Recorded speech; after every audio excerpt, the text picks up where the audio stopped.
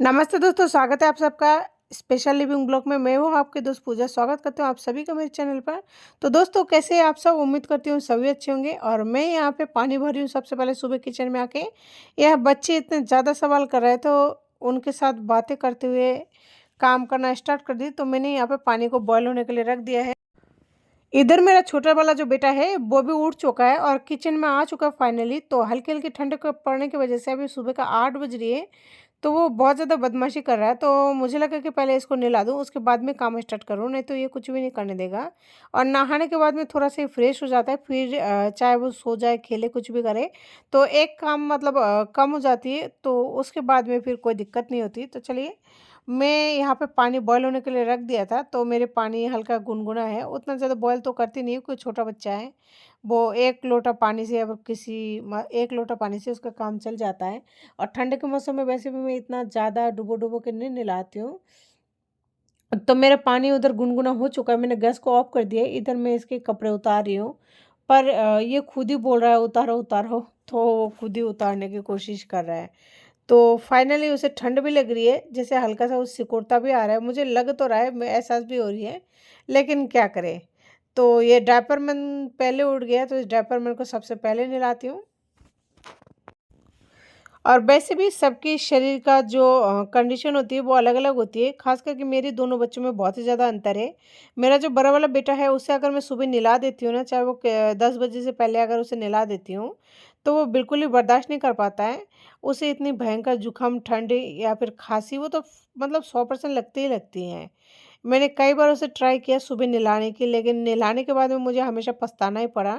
और इसे मैं सुबह चाहे 6 बजे नहलाऊँ, 5 बजे या फिर 4 बजे, कोई दिक्कत नहीं है, कभी भी नहा लेता है। तो दोनों में बहुत ही ज़्यादा अंतर होती है। हर बच्चा अलग होता है, लेकिन स्पेशल है। सबका अलग-अलग बॉडी है, तो अलग-अलग सिस्टम भी है, तो इसमें कोई वो बात नहीं है। तो मैं उसे साबुन से मतलब अच्छी तरह नहला रही हूँ, जबकि सुबह के टाइम है। और डर भी लग रहा है अंदर ही अंदर कि कहीं ऐसा ना हो कि जुकाम खांसी पकड़ ले। और कहते हैं ना कि आती हुई सर्दी और जाती हुई सर्दी थोड़ा सा मतलब जल्दी लग जाती है, खास करके छोटे बच्चों को।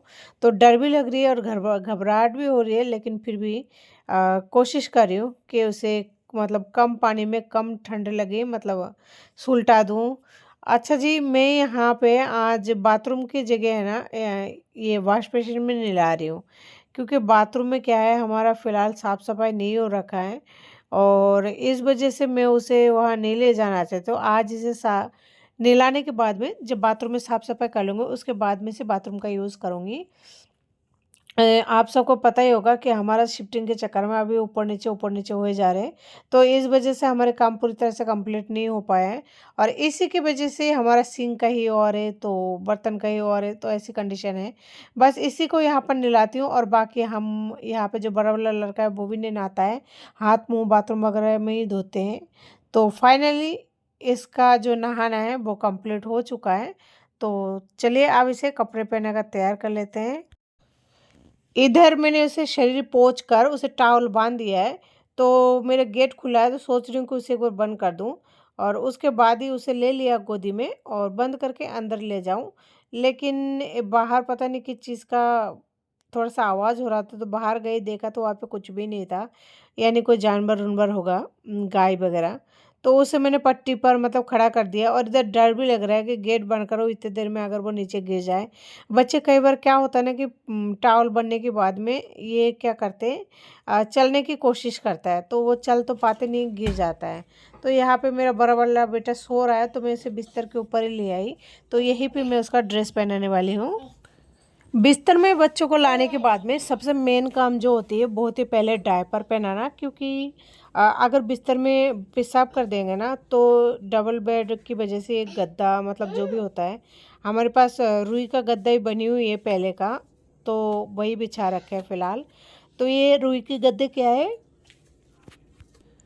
एक बार गीला हो जाने के बाद में सूखने में काफ़ी समय लग जाता है, और वैसे भी अभी सर्दी का समय चल रहा है, तो सूखने में काफ़ी समय लगेगा। तो इसलिए मैंने सबसे पहले जो मेरा काम है, मैं सोचा डायपर पहना दूँ, अगर वो टॉयलेट करेगा भी ना तो भी बिस्तर गीला नहीं होगा। और पहले वो डायपर नहीं पहन रहा था, और बड़ी मुश्किल से, बड़ी ज़बरदस्ती से मैंने उसे डायपर पहना दिया है। और यहाँ पे मैं उसे बिठा के बाहर चली गई शायद कोई काम से। तो देखिए ये जनाब उतर के और अपना आप ही जा रहा है पीछे पीछे कि मम्मी कहाँ चली गई। और फाइनली ये चोरों की तरह निकल भी चुका है। तो जी एक बार मैं उसे फिर से पकड़ कर लेके आई हूँ और सबसे पहले कपड़ा पहनाऊंगी। तो बहुत ही ज़्यादा मस्ती कर रहा है, वो सो रहा है, उसका भाई उसे बार बार जगाने के लिए जा रहा है और बार बार देख रहा है और बुला रहा है दादा दादा। तो फिर वो सो रहा है, उठ नहीं रहा है। तो मैं इसे फ़िलहाल बॉडी लोशन के लिए वो जॉनसन बेबी का जो क्रीम होती है ना, लोशन जॉनसन बेबी लोशन, वो ही इस्तेमाल करती हूँ। लेकिन वो कभी भी गले के नीचे है ना हाथ नहीं लगाने देता है, कभी भी नहीं। भूले भटके अगर मेरी लग भी जाए ना तो इतना ज़्यादा मस्ती करता है ना कि मतलब सो जाता है पूरी तरह से। उसे इतनी गुदगुदी लगती हैं। और देखिए अभी भी हाथ नहीं भी लगा रखे हैं तो भी उसी की हंसी उसकी रुक नहीं रही है।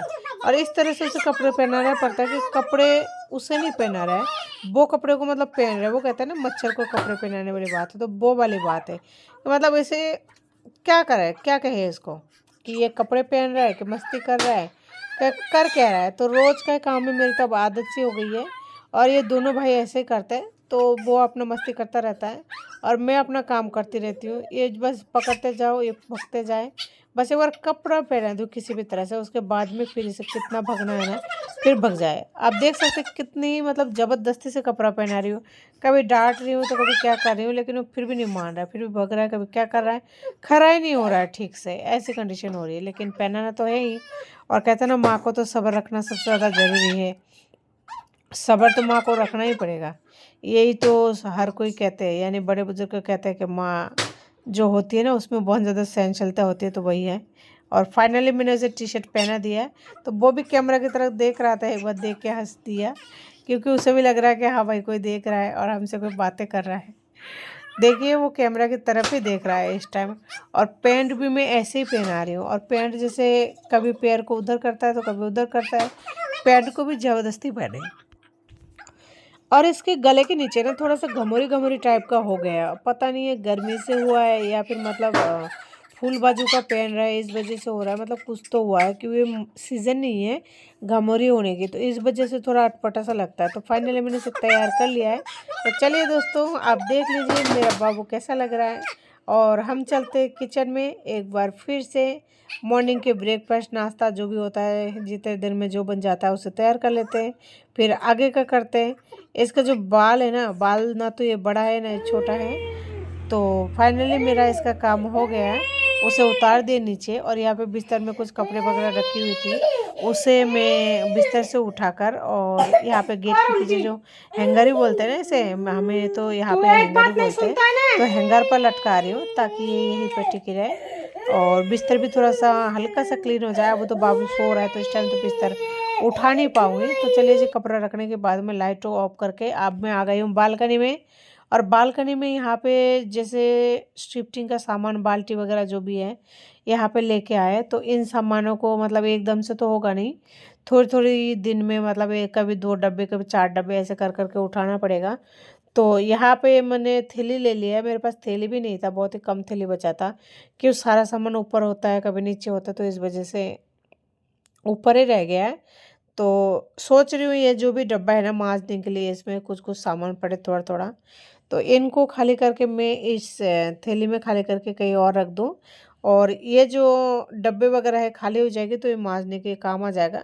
तो उसे मांज लूँगी, क्योंकि अगर मैं बालकनी में मांजने के लिए बैठूँ ना तो बच्चे ये मांजने नहीं देंगे। तो आप सोच रहे होंगे बच्चे कैसे नहीं मांजने देंगे, कभी बालकनी में आ जाएंगे सीधे, अगर स्लीप हो गए तो ये बर्तन वैसे भी नहीं करने के बाहर। तो इसी वजह से खाली करके एक एक दो दो डब्बा मैं रख दूँगी और जब समय मिलेगा तब मांज लूँगी।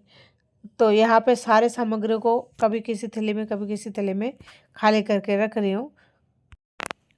तो दोस्तों काम में बहुत जल्दी जल्दी कर रही हूँ, शाम के 4 बज चुकी है, कहीं ऐसा ना हो छोटू उड़ जाए। अगर वो उड़ जाएगा तो उसे चाय पानी या फिर दूध देने का समय हो जाएगा। तो ऐसा लगा जैसे कोई वो रो रहे हो। तो मैं अंदर जाके देखा तो वो उठा नहीं था, सो रहा था। तो मैं दोबारा से बैठ गई, देखूँ उठने से पहले जितना हो पाए ना उतना ज़रूर करूँगी। तो यहाँ पर मेरा 5-7 डब्बा हो चुका है।